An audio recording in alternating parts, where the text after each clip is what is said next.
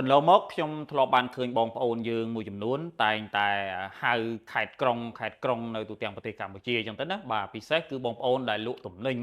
បងប្អូនដែលគាត់ចង់ផ្សព្វផ្សាយតាក់ទងទៅនឹងរឿងអីមួយហើយក្នុងនោះក៏មានមន្ត្រីរាជការយើងមិនតិចដែរបងប្អូនបាទតែងតែរត់មាត់ឬក៏តែងតែហៅថាខេត្តក្រុងអញ្ចឹងបាទឧមាថាយើងលក់ផលិតផលអីមួយគឺផលិតផលយើងលក់ទូទាំងខេត្តក្រុងបាទគឺកន្លែងយើងលក់ទូទាំងខេត្តក្រុងអីចឹងទៅតាមពិតបើយើងមើលទស្សនវិជ្ជាជាក់ស្ដែងសប្តាហ៍នេះកាលណាយើងប្រើពាក្យហ្នឹងគឺវាអត់ត្រូវទេបងប្អូនបាទយើងគួរតែនាំគ្នាប្រើពាក្យថា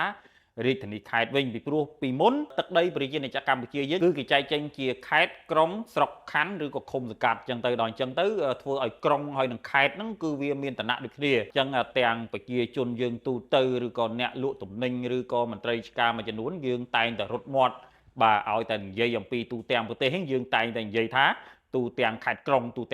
អីចឹងទៅប៉ុន្តែបើយើងមើលទស្សនវិជ្ជាជាក់ស្ដែងសប្តាហ៍នេះការប្រើប្រាស់និយាយពាក្យថាទូទាំងខេត្តក្រុងហ្នឹងគឺវាអត់ត្រូវទេបងប្អូនបើបងប្អូនចង់ត្រូវបងប្អូនគួរតែនិយាយថា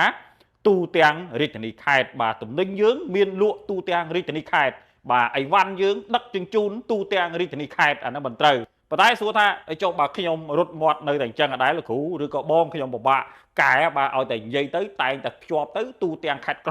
រុងបាទអត់អីទេបងប្អូននិយាយអញ្ចឹងក៏វាគ្មានខុសអីដែរបាទគ្មានអ្នកណាមកចាប់បងប្អូនទេបាទបើថាមានអ្នកណាមកចាប់ប្រាប់ខ្ញុំទៅជួយមិនមែនខ្ញុំទៅជួយរឿងអីទេខ្ញុំទៅជួយបកស្រាយជូនបាទអញ្ចឹងបើយើងអាចកែតម្រូវបានបងប្អូនយើងគួរតែនាំគ្នាហៅថាទូទាំងរាជធានីខេត្តបាទអាហ្នឹងវាត្រូវទៅនឹងលិខិតបទដ្ឋានឬក៏ច្បាប់យើងតែម្ដងប៉ុន្តែបើបងប្អូននៅតែគិតថាខ្ញុំរត់មាត់ជាមួយអាខេត្តក្រុងហ្នឹងហើយបងបាទអញ្ចឹងពិបាកណាស់អញ្ចឹងអត់អីទេហៅបន្តទៀតចុះគ្រាន់តែខ្ញុំចង់ចែករំលែកនៅចំណេះដឹងមួយចំនួនបាទពាក្យដែលត្រឹមត្រូវនឹងបើយើងចង់និយាយគឺយើងគួរតែនិយាយថាទូទាំងរាជធានីខេត្តបាទកាលណាយើងនិយាយទូទាំងខេត្តក្រុងវាខុសដោយសារក្រុងឥឡូវវាមិនមែនប្រព័ន្ធខេត្តទេក្រុងឥឡូវវាស្ថិតនៅក្នុងចំណុះខេត្តវាដូចជាស្រុកមួយរបស់ខេត្តអញ្ចឹងបាទប៉ុន្តែពីមុន